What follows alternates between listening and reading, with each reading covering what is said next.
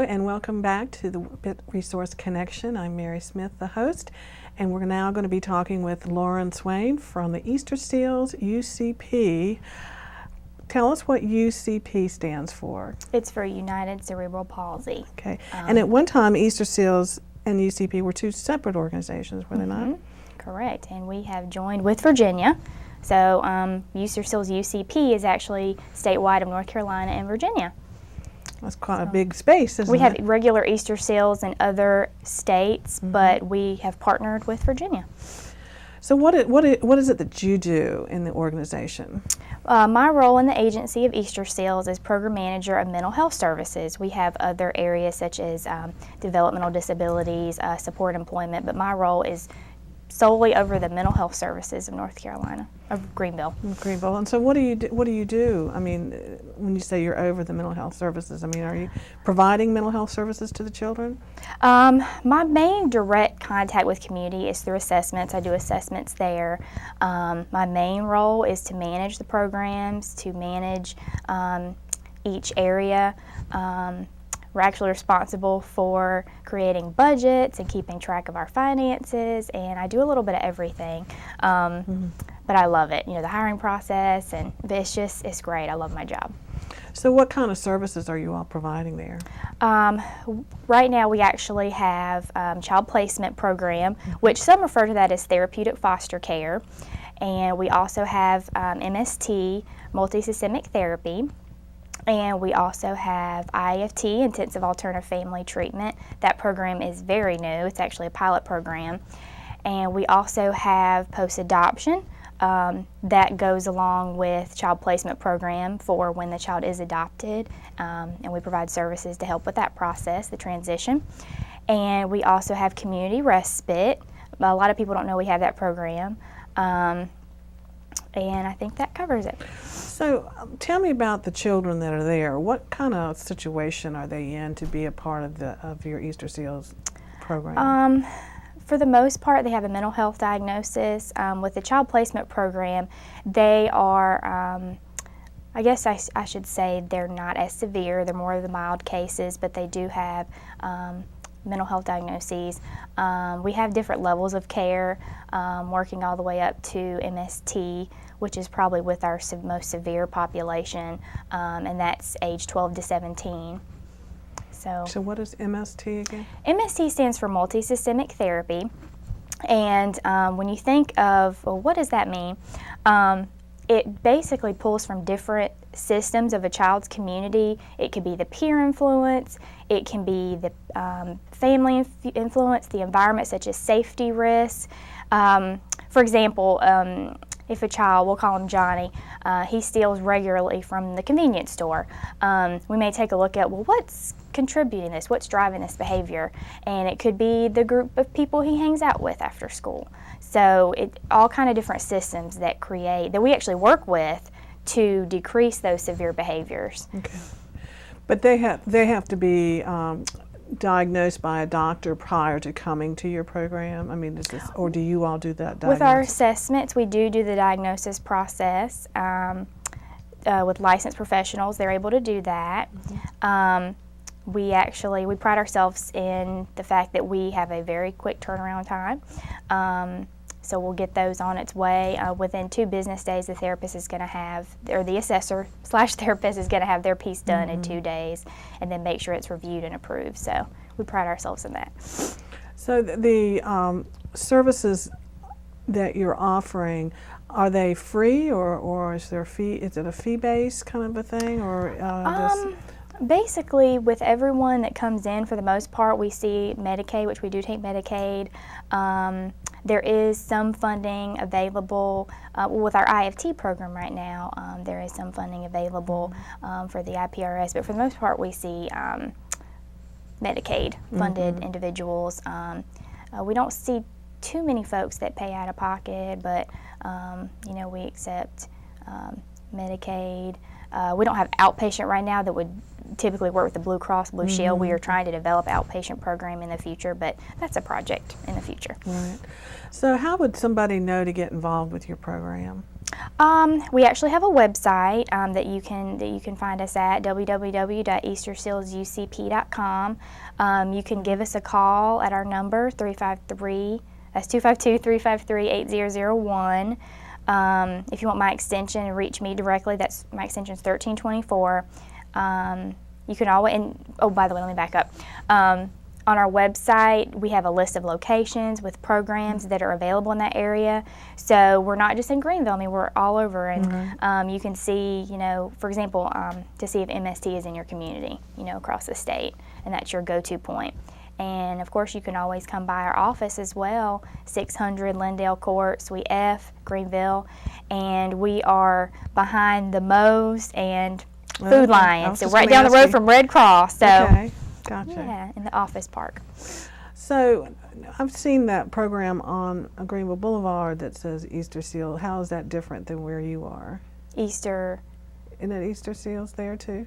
Oh, Easter Seals? Oh, Greenville Boulevard. That's our Summer More program for children, early intervention. So that's something totally different than where you're It's at. different for me. Scott Bailey, our program manager, he has that program. So yes, we're linked. Yeah, yes. Okay.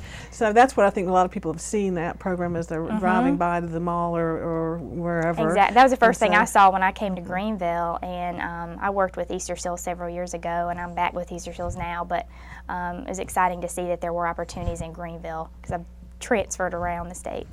So the age groups that you work with are the older adolescent, right? Is that we do work with the younger children as well, age 3 to 21. That age would be our child placement program or therapeutic foster care. And we're probably our biggest need right now is looking for therapeutic foster parents. And some people don't know what therapeutic foster care is. I even talked to a lady yesterday who was asking me to explain that. And it kind of gives me a warm feeling when I think about what all it does represent, because when a child may have some safety concerns in the household, or maybe his parents have passed away, he's going to need someone to take care of him, and he may be removed from his environment due to unsafe situation. So that's where we step in. We can link that child to a therapeutic foster family, and we have coordinators that will meet with the family every single week, and they will provide that. They'll maintain that connection to make sure that there's no disruption in service, make sure that the family has everything they need, the supports. It's a very rewarding service when you think about what all they do to keep the child safe. I mean, that's so important, right? So the person that would become the foster care parent for the child, the child's parents are no longer in the picture one way or another. Is that what I'm hearing? That's actually, some people think that they're not a part of it anymore, but we actually reach out to the natural family because things like culture are so important to the child's life. For example, a case had come up a few weeks ago where there was a question of, church and religion, and wondering about, well, this is what's important to the child, and incorporating, mom in that as well, and asking her to be a part of that process. So we do reach out to the biological family or the natural family. Do they ever return back to that family, or are the parents and that child separated? That is it's a possibility. It just depends on, hey, is this a safe situation now? We're just always assessing that kind of situation to make sure they're not going into an unsafe situation. But they can remain with their therapeutic foster family for years, and then sometimes the therapeutic foster family decides, hey, I really want to adopt this child. So that's where the adoption process comes in. It's neat. It's really awesome to think about it. Yeah, well, that is very rewarding for the children themselves to have a family that's going to be supportive and understand their needs. Well, thank you, Lauren. I appreciate you coming in. Is there anything else that we need to know about your program? Well, one of our biggest things right now is we are looking for therapeutic foster families. We actually have an event coming up. It's actually going to be May 2nd. That's a Thursday from 6 p.m. to 8 p.m. at our office, the 600 Lindale Court, Suite F location. Again, you can call us at 353-8001 if you have any questions about that. The training is actually going to be, it's actually an orientation. Let me back up. It's an orientation for anyone who wants to be a therapeutic foster parent. But do these orientations, are they held throughout the year? We'll have multiple multiple opportunities for that. Would these be posted on your website as to when They're they're not coming up? posted on the website, but what we're trying to do is post flyers and different informational avenues throughout the community. And if able, I'd love to come back and talk with you guys again as we have another one coming up. Well, I was thinking that this probably will be aired after May 2nd. So if you have additional, or somebody hears that these orientations are taking place, then what we can, they can do is to call you to find out when the next orientation is, and that maybe would be great. They just could always get in touch call with us. you. Yes. And so, do you have them like quarterly, or do you have them every other month, or how often do you have them? It's more on a quarterly basis. I know it's not monthly. We'll be starting some trainings also in May. But that's after, they go through the orientation process and see, hey, is this something I really want to do? Okay, so they go through orientation first, then there's a training. How long is that? That's actually going to be over 6 weeks. Okay. At different hour increments. And what else was I going to tell you about that? It's at no cost, so we completely cover all the trainings. We actually have experienced, qualified trainers that will be training the families. And on occasion, we actually have one-on-one training, so if someone had missed that training and you really want to be interested, don't think that, hey, my chance is gone, because you would ask, is there be another opportunity again? But I just thought about that. We actually have a family that we've recently worked with that had to be trained one-on-one. They're a seasoned family, but we had to have this additional training, so we were able to jump in there and do one-on-one.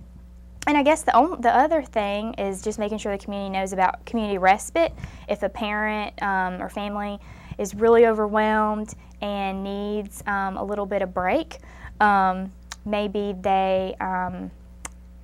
people wonder, what is community respite? But respite is just relax and a rest for them. So we could take the child on a weekend, or for longer, a week, couple weeks, just whatever the needs of the family are. So we're excited about that service. It's pretty new that we're doing that. And then I told you about MST already. And we have developmental disability services. There's actually 2 program managers that work with that, and that's Tanya Taylor and Scott Bailey. So we're just trying to get the word out that we do have mental health services. I think for so long people, look at Easter Seals with this United Cerebral Palsy, and they're not thinking about, hey, we offer mental health services. So we're excited about that, and that's the main thing I guess I want to get across today, that we have mental health services and that we're looking for therapeutic foster families. Okay. So the target population for your mental health services are from 3 to 18.